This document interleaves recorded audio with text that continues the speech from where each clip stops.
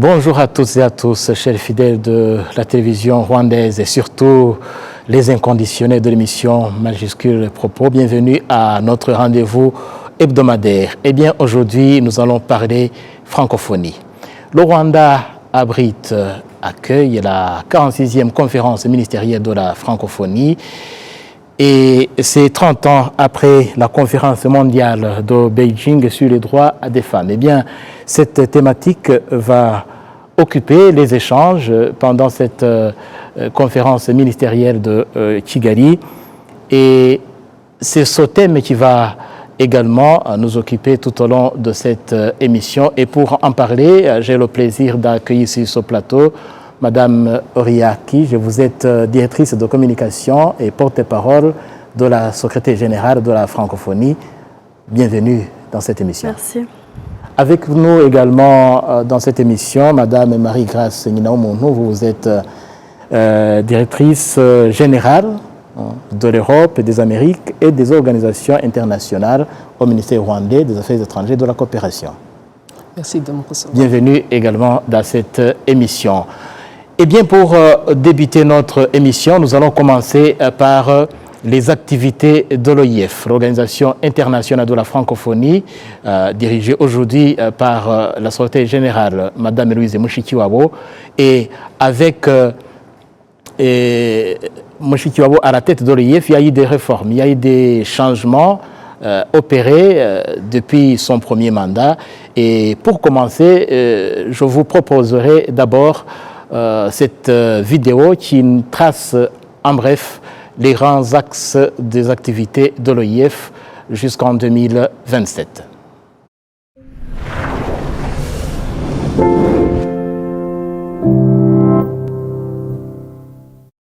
Depuis plus de 50 ans, l'Organisation internationale de la francophonie, OIF, met en œuvre des programmes de coopération. Son action est guidée par la conviction que le partage de la langue française peut être un puissant vecteur d'unité, d'opportunité et de dialogue entre les peuples. Depuis 2019, sous l'impulsion de Louise Mushikiwabo, 4e secrétaire générale de la francophonie, l'OIF s'est engagée dans une profonde transformation pour adapter son fonctionnement et ses programmes aux défis contemporains. Plus forte, plus pertinente et mieux structurée, l'OIF entend, avec la confiance renouvelée de ses 88 États et gouvernements, répondre aux préoccupations des millions de francophones à travers le monde, en ciblant prioritairement les jeunes et les femmes. En 2023, l'OIF propose une nouvelle programmation sur 4 ans, articulée autour de 20 nouveaux projets dans 3 domaines majeurs. L'éducation et la culture, la démocratie et la bonne gouvernance, et le développement durable. Ces projets structurants doteront l'OIF de nouveaux moyens d'action pour notamment valoriser la langue française et améliorer son enseignement, renforcer les systèmes éducatifs et améliorer la visibilité des contenus culturels francophones, promouvoir l'enregistrement des faits d'état civil, l'état de droit et la démocratie, lutter contre les désordres de l'information, soutenir la paix et la stabilité, accompagner les États vers la croissance économique et la résilience climatique, et favoriser le numérique et le tourisme durable. Pour mener à bien ces missions, les 330 agents de l'OIF travaillent au plus près du terrain, de concert avec les autorités nationales et les acteurs de la Charte de la francophonie. Ils s'appuient également sur un large réseau d'experts représentatifs de la diversité de l'espace francophone, ainsi que des organisations de la société civile. Cette nouvelle programmation, la première portée par Louise Mushikiwabo, est dotée d'un budget en augmentation de 21%. Elle affiche clairement les ambitions de l'OIF de rapprocher les peuples et de contribuer à faire vivre en français l'aspiration à un monde plus solidaire, plus pacifique et plus respectueux des diversités.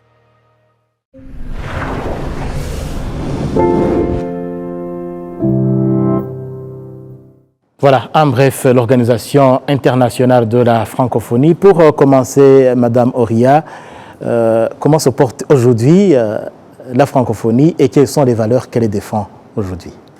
La francophonie se porte plutôt bien. C'est vrai qu'on a constaté depuis quelques années que l'espace francophone n'est pas épargné par les nombreuses crises que le monde traverse, que ce soit sur le plan politique, sécuritaire, climatique.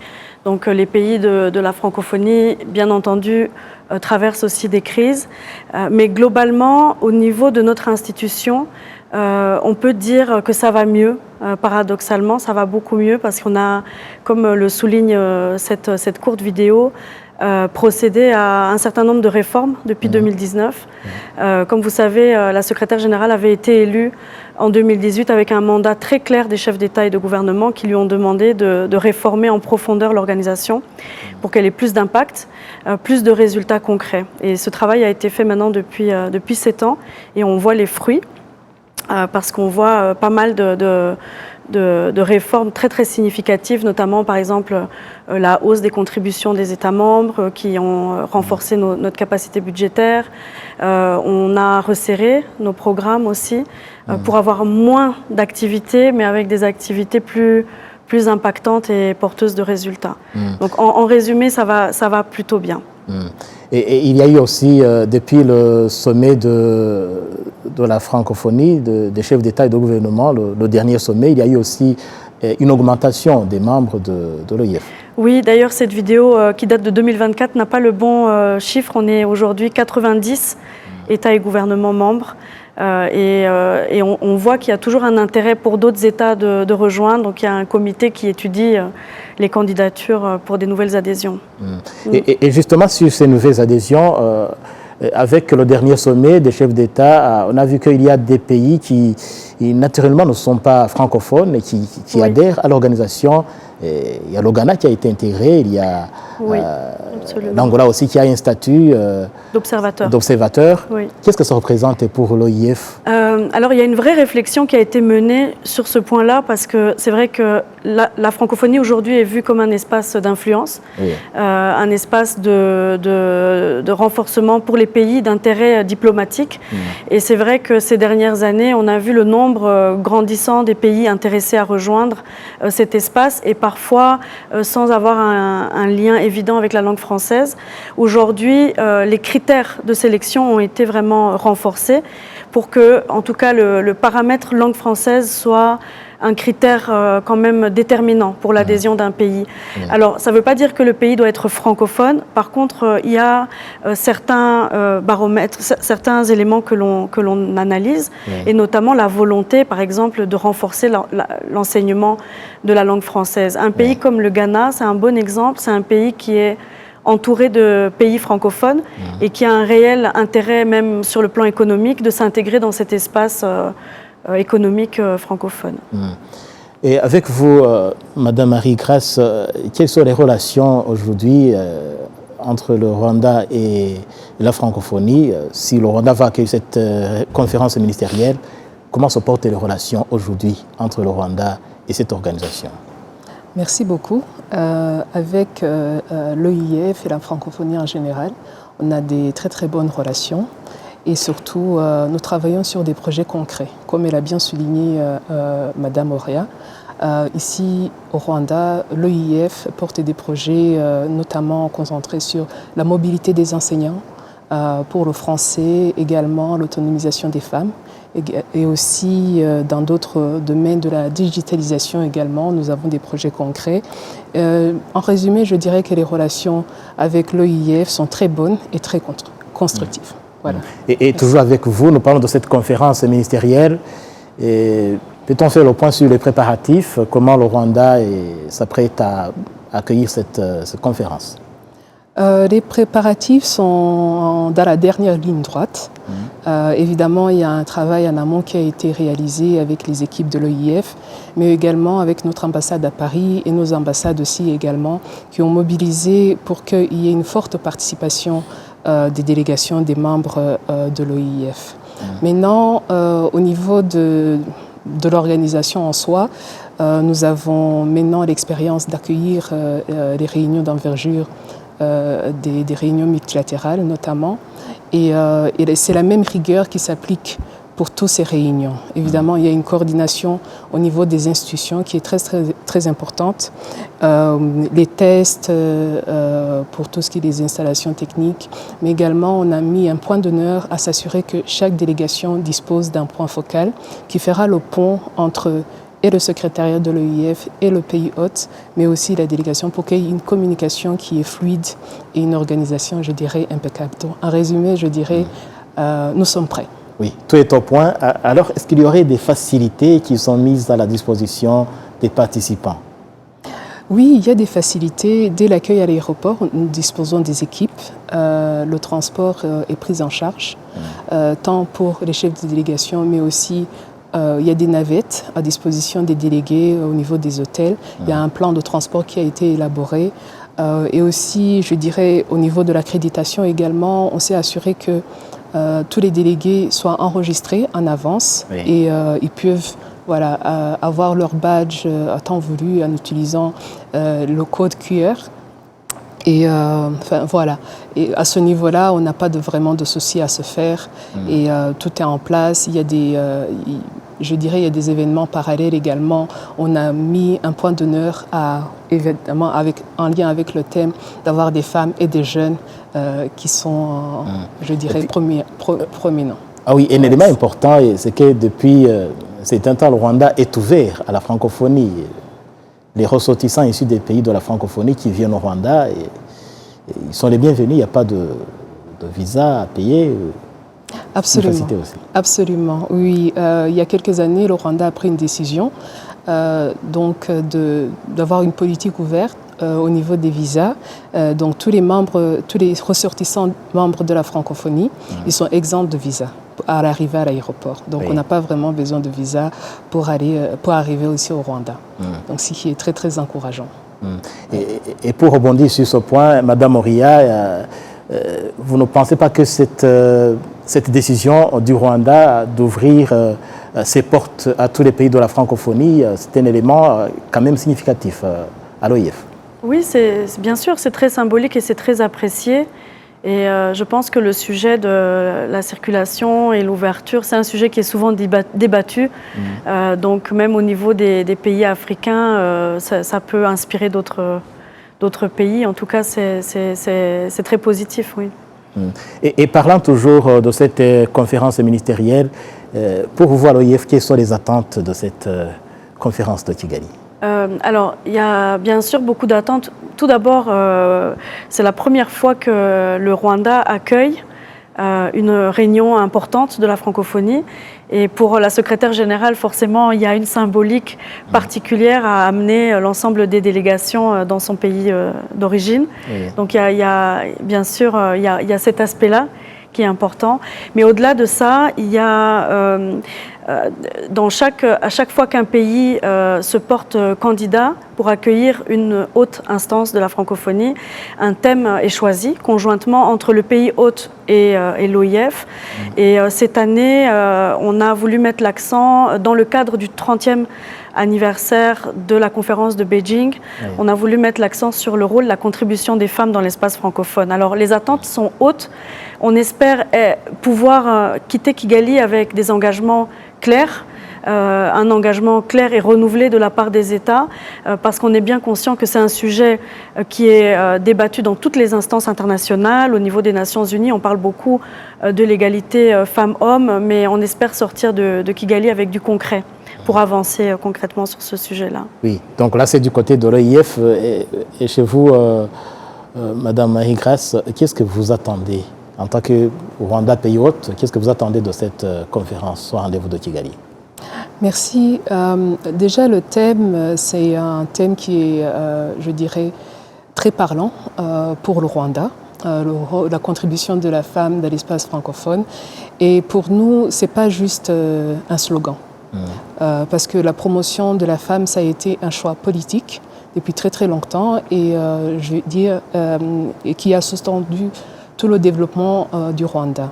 Évidemment, le thème en soi, ce qu'on attend vraiment de la conférence, comme Oria l'a bien dit, c'est un appel concret et aussi des projets qui soient réalistes. Et en même temps, nous aimerons faire un appel pour qu'il y ait plus de cohésion au niveau de la francophonie et que ce soit vraiment quelque chose d'unificateur également pour les membres de l'OIF. De plus, comme j'avais dit, vraiment, la promotion de la femme, 30 ans après Beijing, c'est surtout pas un slogan et surtout le message qu'on veut faire porter, c'est qu'il faut qu'on passe à l'action, que voilà, c'est plus le moment des promesses. Voilà. Et peut-être des bonnes pratiques à partager aux membres de la francophonie? Oui, évidemment, le Rwanda a beaucoup à partager quand il s'agit de la promotion des femmes, mais aussi nous sommes ouverts pour apprendre des autres. Le partage, ça peut être aussi également au niveau, il y a la représentation qui est là, et aussi, mais concrètement, la prise des décisions des femmes dans les instances de décision qui est très très importante, et aussi des programmes qui accompagnent c'est les programmes qui s'inscrivent vraiment dans la durée et dans la société. Que ce soit au niveau de l'autonomisation des femmes, comment les femmes peuvent bénéficier, par exemple, il y a un programme phare de l'OIF qui est la francophonie avec elle. Oui, on va y revenir là tout à l'heure. Exactement. Mais aussi, je veux dire, au niveau du Rwanda, il y a pas mal de projets comme Isange Center, qui fonctionne très bien, mais aussi on se met dans une position où on est prêt aussi à apprendre des autres pays quant à la promotion des femmes. Donc c'était un moment d'échange. Et avec vous, Madame Oria, je voudrais qu'on revienne un peu sur les transformations apportées à l'OIF avec la secrétaire générale, Madame Louise Mushikiwabo. Quelles sont les grandes transformations qui sont enregistrées aujourd'hui par l'OIF dès l'arrivée de Mme Mushikiwabo? Alors, je peux dire qu'elle a procédé à des réformes dans différents domaines, tant sur l'aspect vraiment organisationnel à l'intérieur de l'OIF, donc c'est-à-dire sur les procédés, les procédures, la gestion budgétaire, la gestion des ressources humaines. Il y a eu vraiment une réforme en profondeur des façons de travailler à l'intérieur. Et je dois dire que la période de la pandémie Covid a été très utile pour cela, parce que ça nous a, comme ça a empêché tout le monde un peu de travailler sur le terrain, ça a donné du temps à l'organisation pour se focaliser sur les réformes internes. Donc on a adopté de nouvelles réglementations, des nouveaux outils, on a modernisé les outils de gestion et on a revu totalement le plan des ressources humaines et des budgets. Sur le plan de la programmation, ce qui a été fait essentiellement, c'est le recentrage. Quand elle est arrivée à la tête de l'organisation en 2019, en fait, on s'est vite rendu compte que l'OIF faisait énormément de choses, des choses très bien, mais peut-être trop de choses par rapport au budget disponible, ce qui limitait parfois l'impact de l'action. Donc il y a eu un vrai travail de réflexion qui a été mené suite à un audit qu'elle a commandé. Dès son arrivée, elle a voulu un vrai audit indépendant pour pouvoir avoir une image claire de ce qu'il fallait peut-être ajuster. Et sur base de ça, on a recentré, on est passé de plus de 45 programmes à une quinzaine aujourd'hui, vraiment dans cette idée de concentrer les budgets sur des actions avec une forte capacité de faire une plus-value. Donc pour avoir des actions qui ont un impact réel. Voilà, autant faire peu mais bien, que de faire beaucoup avec peu de moyens. Donc ça, je peux dire que c'est la réforme essentielle. Mais sur le plan politique, il y a eu aussi des réformes.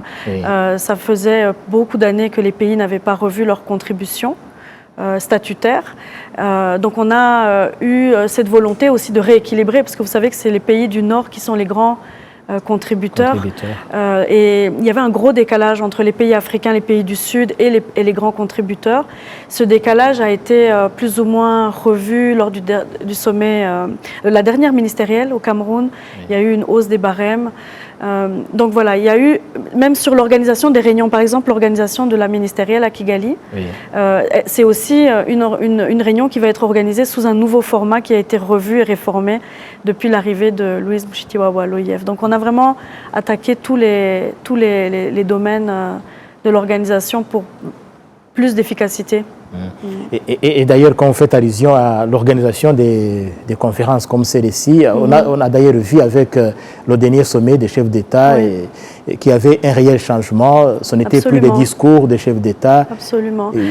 On ça fait partie aussi de ces... absolument, parce que vous savez que notre secrétaire générale était ministre Affaires étrangères dans le passé, donc elle avait pu participer à beaucoup de sommets de la francophonie.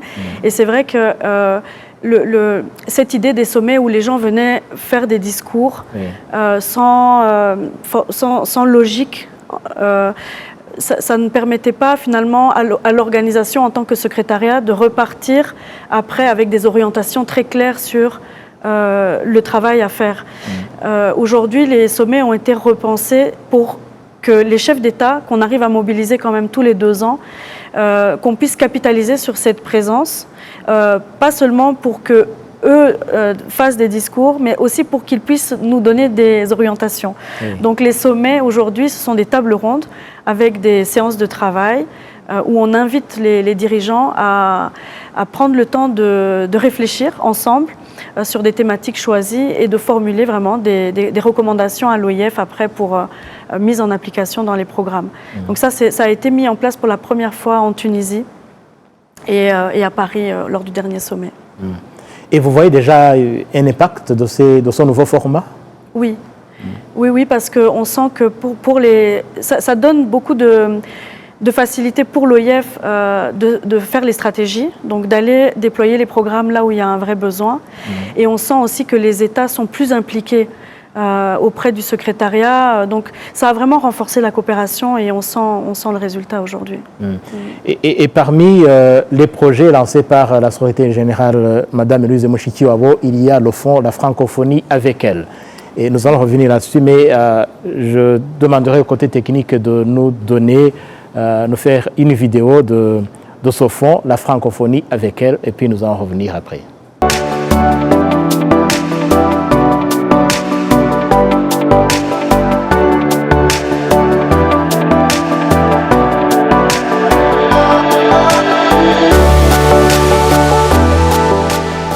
La pandémie de 2020 a eu un impact considérable dans le monde, notamment sur les femmes et les filles les plus vulnérables de l'espace francophone. Le risque de voir leur précarité s'aggraver est d'autant plus fort qu'elles sont souvent dans le secteur informel et n'ont que peu ou pas accès aux services de base. La solidarité et l'amélioration de la condition des femmes, et particulièrement leur autonomisation économique, sont au cœur de la stratégie de la francophonie en faveur de l'égalité entre les femmes et les hommes.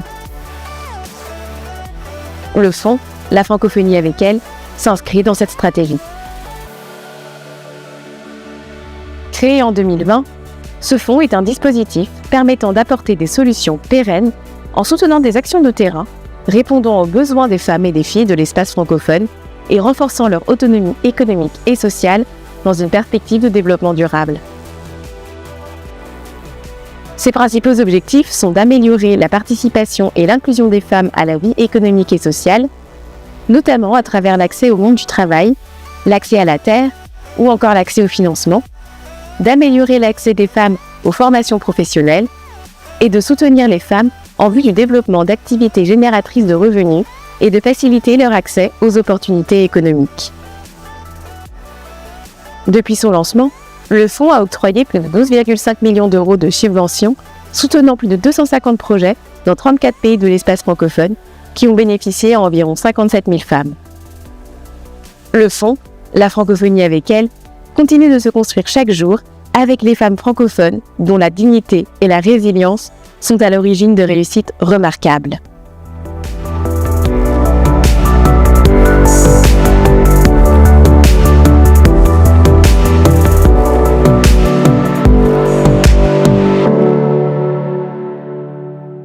Alors, Madame Moria, le projet La Francophonie avec elle, c'est un projet qui fait votre fierté à l'OIF? Oui, absolument. En fait, c'est un projet qu'on a lancé pendant la crise de Covid. On avait des budgets résiduels parce qu'on n'avait pas pu déployer un certain nombre de nos projets à cause de la pandémie. Et on s'est demandé qu'est-ce qu'on fait avec cet argent qui n'avait pas été dépensé. Et la secrétaire générale a eu à cœur de réfléchir à une action très concrète en faveur des femmes qui avaient été affectées par la pandémie, parce qu'on avait des chiffres et des données qui nous parvenaient, qui montraient que dans les différentes mesures sanitaires, confinement, etc., les femmes avaient été souvent les premières impactées. Pourquoi ? Parce que c'est souvent elles qui travaillent dans l'économie informelle, qui nourrissent la famille, qui s'occupent des enfants. Et donc l'initiative première du fonds, c'était de venir en aide à ces femmes-là, une façon de les aider à traverser la crise. Et en fait, ça a tellement bien marché qu'on a décidé de pérenniser ce fonds. Maintenant, c'est un fonds qui qui n'est pas focalisé sur les personnes qui ont été impactées par Covid, mais parce qu'on sait que les crises ne manquent pas. Il y a toujours des crises, qu'elles soient sécuritaires, climatiques, économiques, tout simplement. Et l'idée aussi, c'est que l'OIF, qui n'a pas des budgets aussi grands que les Nations Unies, par exemple, on voulait que l'organisation se focalise sur certains aspects. Et le choix a été fait de se focaliser sur l'autonomisation des femmes, l'éducation des filles. Et à travers le fonds de la francophonie avec elle, on voit que les femmes, elles ont un peu la touche, c'est-à-dire qu'avec très peu de moyens, elles arrivent à faire beaucoup de choses et les résultats sont incroyables. Et justement, vous faites allusion aux résultats. Et quand vous essayez d'évaluer un peu l'impact de ce projet, est-ce que l'impact est réel et palpable dans les pays où il a été lancé? Tout à fait. On fait beaucoup de suivi des projets qui ont été soutenus. Et partout où on va, dans les pays où des associations ou des groupes de femmes ont reçu l'accompagnement, on voit que ça a vraiment donné le changement dont elles avaient besoin pour pouvoir mettre en place une activité génératrice de revenus stable. Donc on a vraiment des projets dans tous les domaines, c'est dans l'agriculture, dans le commerce, dans le social aussi. Et dans les activités de suivi de ces projets, on se rend compte qu'il y a énormément de résultats. Bien sûr, sur certains projets, on constate aussi qu'un accompagnement ponctuel parfois n'est pas suffisant. Donc on est en train de voir dans quelle mesure on pourrait parfois prolonger l'accompagnement sur certains projets.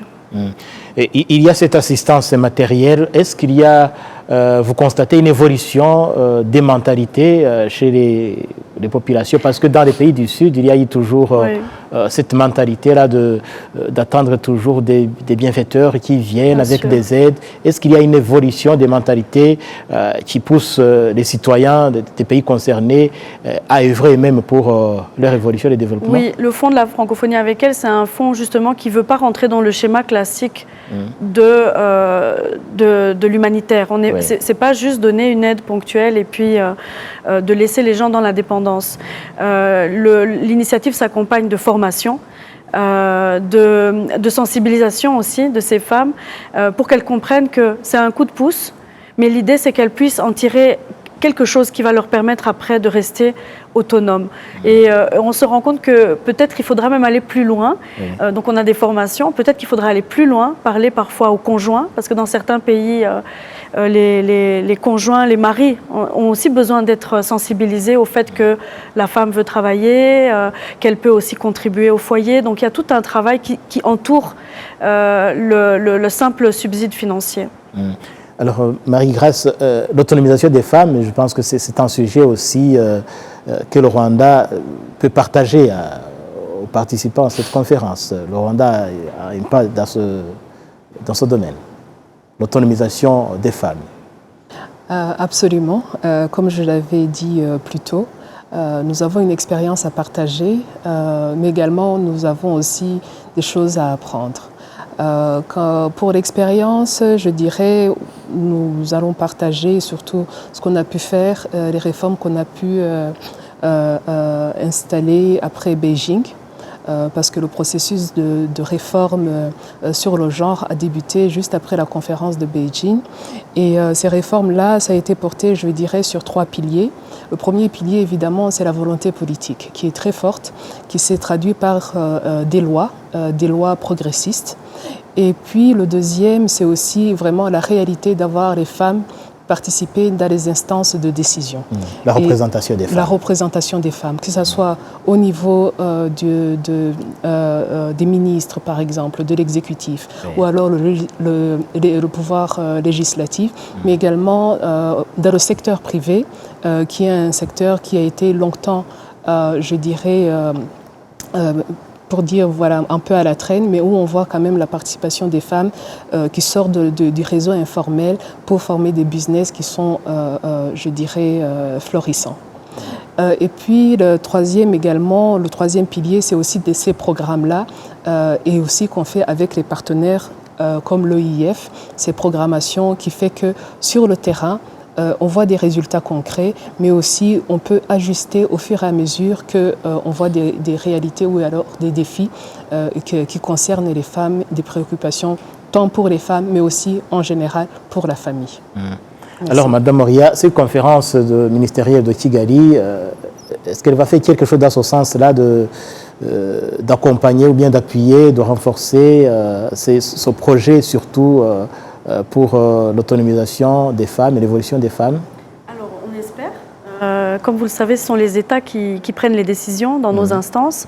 En tout cas, ce qui est clair, c'est que la volonté qu'on puisse quitter Kigali avec un engagement fort, concret et réaliste, comme disait Grace tout à l'heure, c'est ce qu'on attend, c'est ce qu'on espère. Oui. Alors ça pourrait être sur ce projet, ça pourrait aussi être sur autre chose. Nous, ce qu'on aimerait, c'est que les États puissent vraiment se concerter et dire, voilà, sur quoi est-ce qu'on joint nos forces pour la question de l'intégration des femmes et de contribuer à une meilleure inclusion des femmes dans la société. Et on aimerait que la francophonie, qui est quand même une organisation internationale à dimension humaine, mais qui réunit les pays du Nord, les pays du Sud, c'est une organisation qui est quand même très représentative de la diversité du monde, mais qui est quand même dans une dimension plus réduite que les Nations Unies. Donc on espère pouvoir être exemplaire et montrer qu'à la francophonie, on peut faire la différence et vraiment passer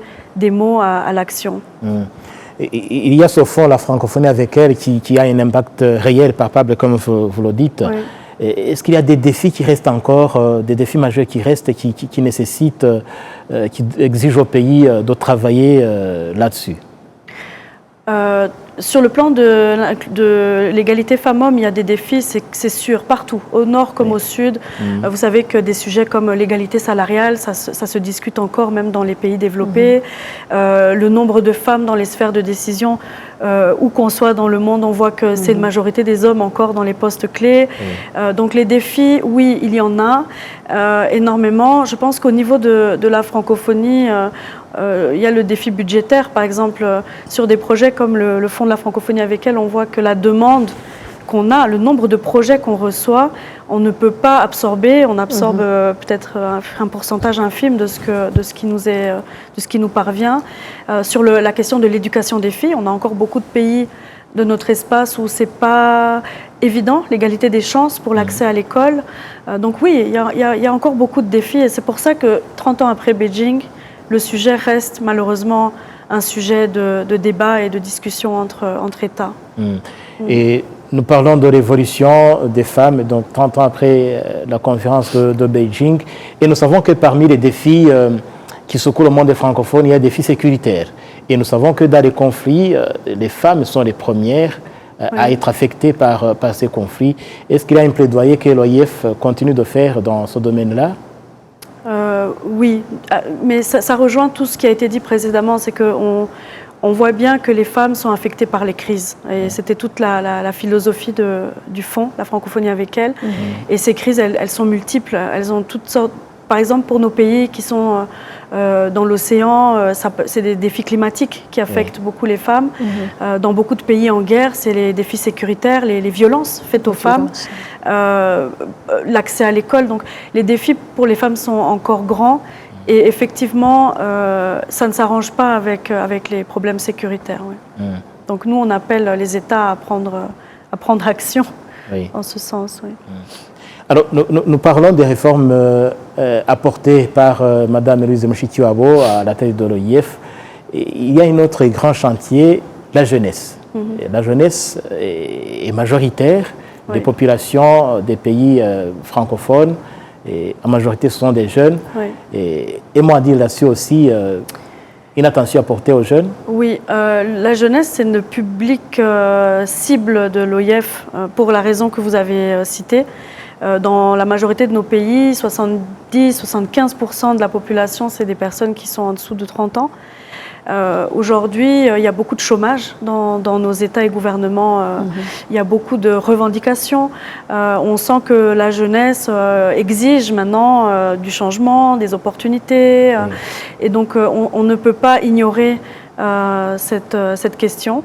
La secrétaire générale, quand elle est arrivée à la tête de l'OIF, une des premières choses qu'elle a voulu faire, c'était de consulter les jeunes. Et on a mené en 2020 une grande consultation de la jeunesse dans tous nos États. Et ça nous a permis de comprendre un point essentiel, c'est que où qu'ils soient, Europe, Afrique, Asie, ils ont les mêmes attentes et ils ont les mêmes préoccupations.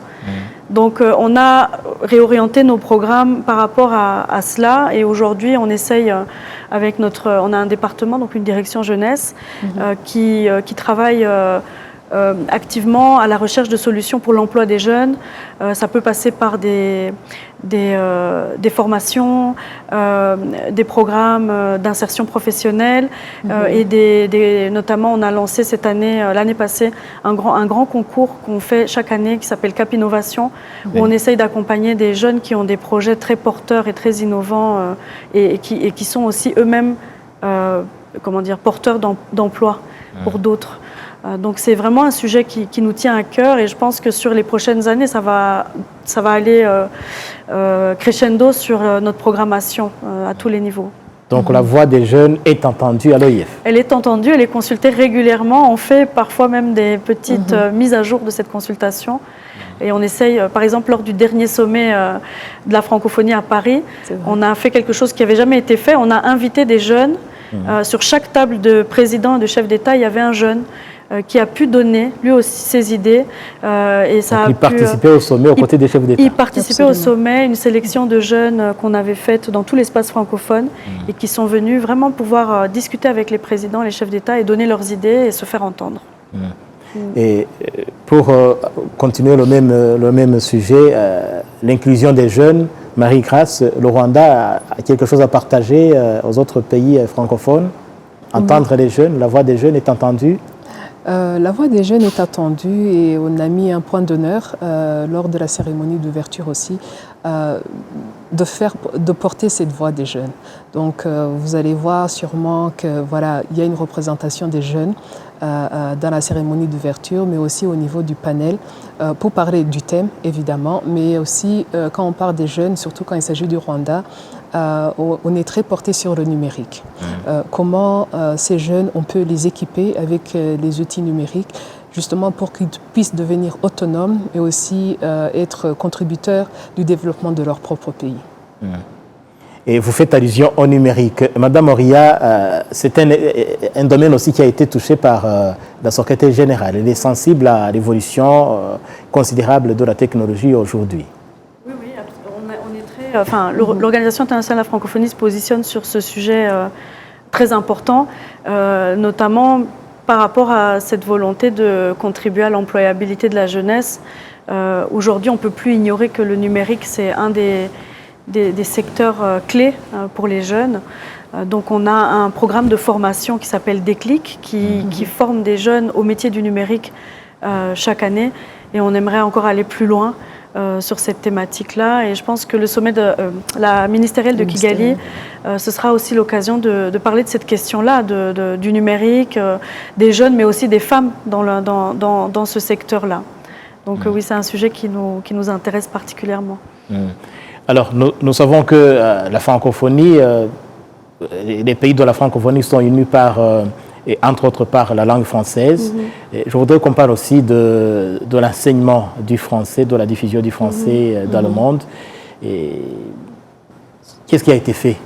Au niveau de l'OIF, on a plusieurs programmes qui traitent cette question. On a notre institut de la francophonie pour l'éducation et la formation qui est basé au Sénégal, à Dakar. Et il y a différents programmes. Il y a des programmes de formation des maîtres de français. On a un programme aussi qui est un des programmes avec le plus de résultats qui se penche sur la question de l'enseignement de la langue française à travers l'apprentissage des langues nationales. Parce qu'on se rend compte que l'alphabétisation, quand elle commence par la langue maternelle, elle donne plus de résultats après même pour apprendre des langues comme le français. On a lancé, ça date du mandat premier mandat de la secrétaire générale, un grand programme de déploiement d'enseignants de français dans quelques pays qui ont demandé, dont le Rwanda, où on envoie chaque année un nombre de professeurs de français qui viennent de tout l'espace francophone. Donc vous parlez du programme de mobilité des enseignants qui viennent dans les écoles du Rwanda, un peu partout dans le Rwanda, mais également au Ghana, et aux Seychelles, et alors bientôt au Cambodge, je pense. Donc en fait, c'est des pays qui ont une volonté de renforcer la langue française dans les écoles, et on voit que c'est un programme qui commence à avoir beaucoup de succès, et on s'attend aussi à ce que ça prenne de l'ampleur dans les prochaines années. Et justement, comme vous le dites, le Rwanda est le premier pays bénéficiaire de ce programme. Et je reviens à vous, Madame Marie-Grâce. Quelle évaluation faites-vous de ce programme? Est-ce qu'il y a un impact sur l'enseignement, l'apprentissage du français dans le pays? Oui, il y a un réel impact. Et l'OIF a beaucoup travaillé avec le ministère de l'Éducation pour avoir justement ce programme d'échange avec les enseignants. Et je pense qu'à ce stade-ci, je pense que nous sommes à la 3e cohorte de ces enseignants qui vont débuter. Donc ils vont faire un séjour plus ou moins de 2 ans. Et c'est un réel impact, on le voit au niveau des curriculums et aussi au niveau, je dirais, que ce soit les élèves et les étudiants qui ont cet appétit d'apprendre le français. Et c'est très bien parce que dans notre vision également, le Rwanda n'est pas unilingue. Donc privilégier une éducation aussi qui est à la fois bilingue, mais je veux dire même au-delà du français, il y a aussi d'autres langues. Mais on voit que voilà, le Kinyarwanda, l'anglais et le français, ils vont de pair pour avoir un enseignement de qualité. Alors, l'Organisation internationale de la francophonie va bien au-delà du culturel, de la langue. Et ce sont surtout des échanges. Et je voudrais que l'on parle un peu du multilatéralisme actuel. Madame Oria, est-ce que la secrétaire générale a travaillé là-dessus aussi pour qu'il y ait toujours des revendications qui sont faites dans les pays du Sud, qui ne sont pas hautement représentés dans les instances internationales? Est-ce qu'il y a quelque chose là-dessus? Alors, je pense que le système multilatéral, en général, souffre un peu ces dernières années parce que, effectivement, c'est un sujet qui, on sent bien qu'il y a beaucoup de, comment dire, de questionnements sur l'efficacité, l'impact de toutes ces organisations multilatérales. À la francophonie, il y a une chose qui est quand même que l'on peut souligner, c'est cette volonté, et notamment en particulier sous la secrétaire générale actuelle, chaque pays a sa place. Petit, grand, à la francophonie, la question ne se pose pas. On essaye vraiment de favoriser le dialogue et d'éviter les clivages de grands pays, petits pays. C'est pas du tout l'esprit de la francophonie. Bien entendu, l'OIF n'est pas épargné par les problèmes du monde, les désaccords, et le multilatéral est souvent, impacté par les problèmes bilatéraux entre pays. Mais à l'OIF, c'est un principe qui est là et qui est respecté, c'est qu'on est là pour dialoguer et trouver des consensus, trouver des positions communes. Je pense que l'esprit de l'OIF, c'est vraiment qu'est-ce qui nous rassemble plutôt que ce qui nous divise, comme on peut le voir dans d'autres organisations internationales où finalement on a parfois l'impression que c'est la reine des positions les antagonismes. Voilà, donc à l'OIF on essaye d'éviter de rentrer dans ce schéma-là et de plutôt se focaliser sur ce qui nous réunit et surtout qu'est-ce qui est dans l'intérêt de chacun autour de la table. Et ça fonctionne assez. Mais bien entendu, et d'ailleurs ce sera le sujet du huis clos de la ministérielle, de pouvoir réfléchir là-dessus. C'est comment est-ce que la francophonie évolue et trouve sa place dans ce monde où le multilatéralisme est un peu devenu un peu compliqué et secoué par beaucoup de crises majeures. Et justement, quand on parle de multilatéralisme, Madame Marie-Grâce, cette conférence de Kigali, est-ce que vous pensez que ce soit une opportunité pour le Rwanda de renforcer sa présence, sa place dans le monde francophone? Oui, vous l'avez bien dit. Pour le Rwanda, je dirais la francophonie, l'OIF, c'est un choix stratégique. Comme vous le savez, nous sommes membres fondateurs depuis 1970 et le Rwanda a toujours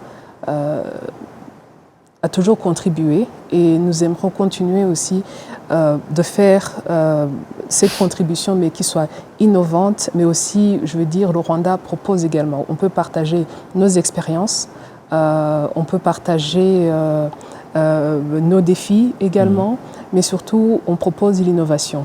On veut que la francophonie soit un espace, comme elle a bien dit, un espace de dialogue politique, mais surtout que ce soit un espace solidaire. Un espace solidaire qui prenne, et aussi un espace où on peut forger des partenariats, mais surtout des partenariats qui sont utiles aux États membres. Voilà, ça c'est vraiment notre vision. Oui, et Madame Oria, comme elle parle de la solidarité entre les pays membres de la francophonie, est-ce qu'il y a un appel que l'OIF compte faire pour qu'il y ait plus de partenariats, plus d'échanges entre les pays membres, parce qu'on a, avec ces clivages politiques, ces défis, on voit qu'il y a souvent des disparités, des malentendus. Est-ce que l'OIF compte s'investir dans ce domaine-là pour qu'il y ait plus de coopération entre les pays membres?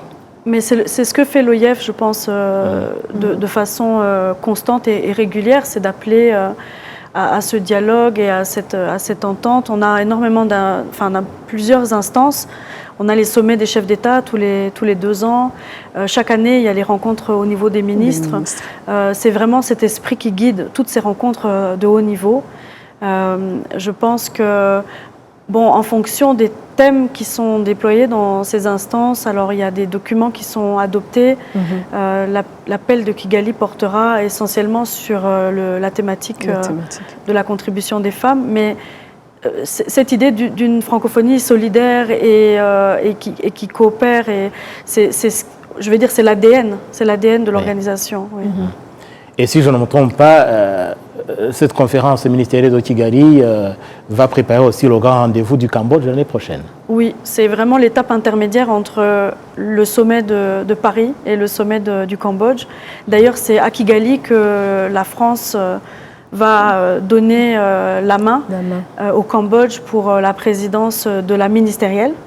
On a un système un peu en décalé. Donc là, à partir de Kigali, le Cambodge va diriger les réunions ministérielles et à partir du sommet du Cambodge, le Cambodge va présider au niveau du chef de l'État.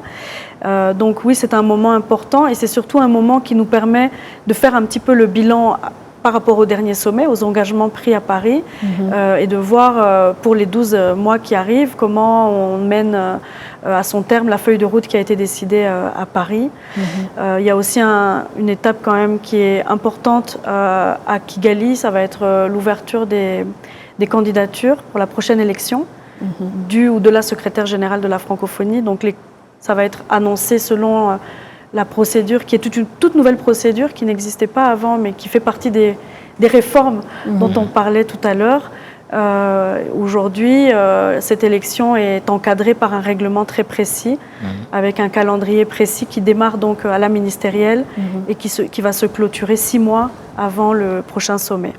Donc voilà, c'est quand même un élément important à savoir. Mais avant, ça se faisait comment ?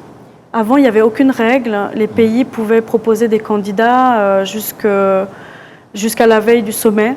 Et c'était un jeu, c'est peut-être pas le mot, mais c'était le politique, c'était l'influence. C'était les candidats devaient être portés par leur pays. Et après, ils devaient avoir un huis clos pendant le sommet qui décidait de quel candidat était élu. Aujourd'hui, il y a beaucoup plus de transparence sur le processus. Les candidats doivent déposer une candidature. Ils doivent aussi répondre à certains critères. Par exemple, avoir occupé des hautes fonctions précédentes, ministre ou chef d'État. Mais il faut que ce soit à un certain niveau.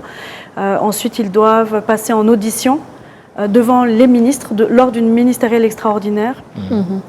Et c'est suite à cette audition qu'ils peuvent être retenus pour passer au vote pendant le sommet.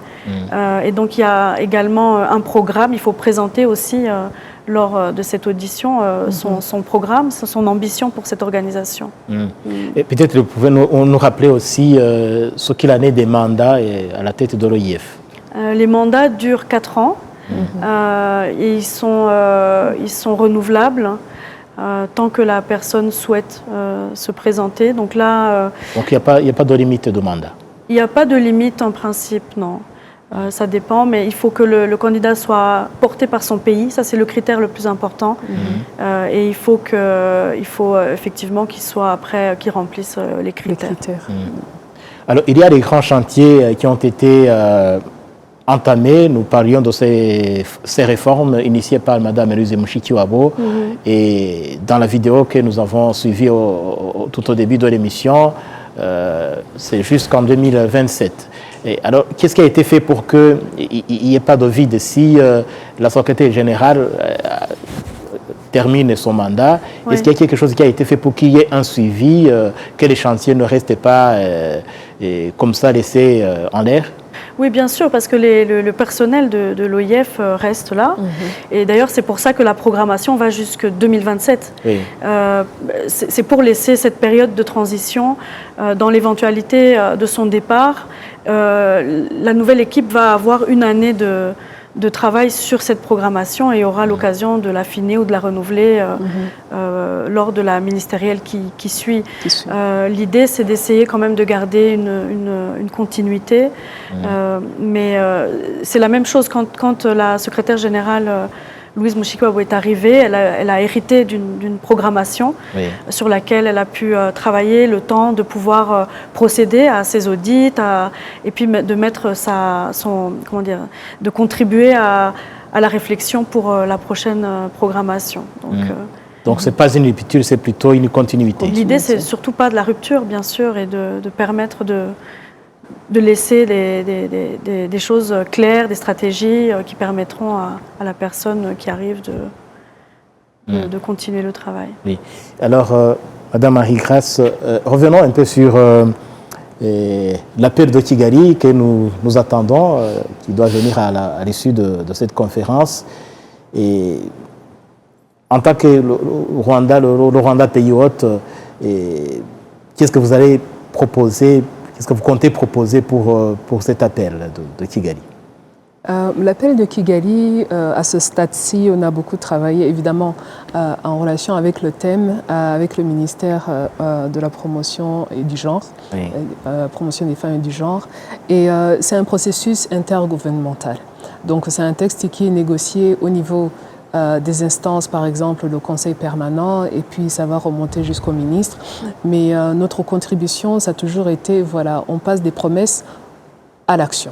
Voilà, donc l'appel de Kigali se veut un appel avec des projets concrets qui soient pérennes et aussi qui s'inscrivent dans la continuité, mais aussi en tenant compte des espaces, des réalités de l'espace francophone.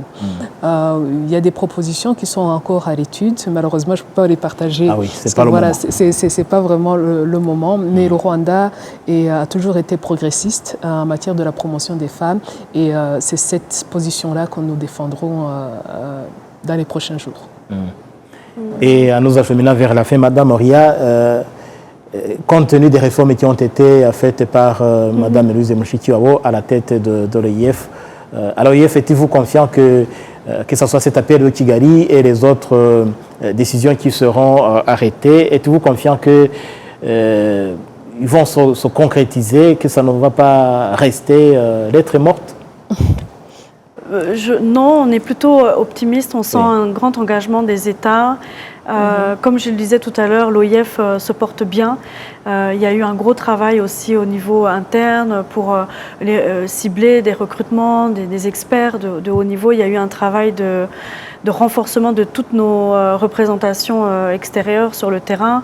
Je pense que, en tout cas, l'OIF est bien parti, bien lancé pour continuer à progresser et à prendre toute sa place sur la scène internationale. Donc oui, l'étape de Kigali est importante et elle va nous permettre d'aller sereinement vers le sommet du Cambodge. Et pour terminer, peut-être moins d'une minute à chacune d'entre vous, Madame Marie-Grâce, quel message le Rwanda le donne à ceux qui vont participer à la conférence ministérielle et au monde des francophones en général et à la veille de cette conférence?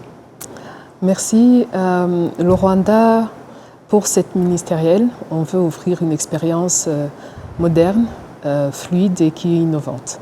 Voilà l'expérience qu'on aimerait partager avec les nombreuses délégations qui vont venir. Mais aussi, comme c'est un thème qui nous tient vraiment au cœur, on veut se projeter vers le futur et qu'après vraiment Beijing, qu'on passe vraiment de l'action, on passe à l'action et aussi qu'on soit ambitieux. Voilà, qu'on soit ambitieux et que, évidemment, on est prêt à apprendre des autres également, mais qui est ce côté concret qui est dirigé vers le futur et qui soit pérenne. Voilà un peu notre message pour cette ministérielle. Oui, pour clôturer notre émission, Madame Oria, un message aux participants à la conférence qui, peut-être il y a des gens qui vont découvrir Kigali pour la toute première fois. Oui, c'est vrai. Quel est le message de l'OIF Le message de l'OIF aux participants. Moi, je pense que ce thème, bon, en tant que femme, c'est un thème qui me parle, je suis sûre que ça parle aussi à Grace. Oui. Il y a beaucoup de défis encore pour les femmes. Moi, j'aimerais que Kigali soit un endroit où on prend la mesure de la capacité des femmes. Dans un monde idéal, on ne devrait pas avoir encore cette discussion dans les prochaines années. Aujourd'hui, les femmes, c'est la moitié de l'humanité, même un peu plus, je pense. Et pourtant, elles continuent d'être considérées parfois comme une minorité qu'on doit aider à survivre, à travailler. Je pense que le message, c'est à la fois cette implication. La francophonie peut être exemplaire sur ce sujet.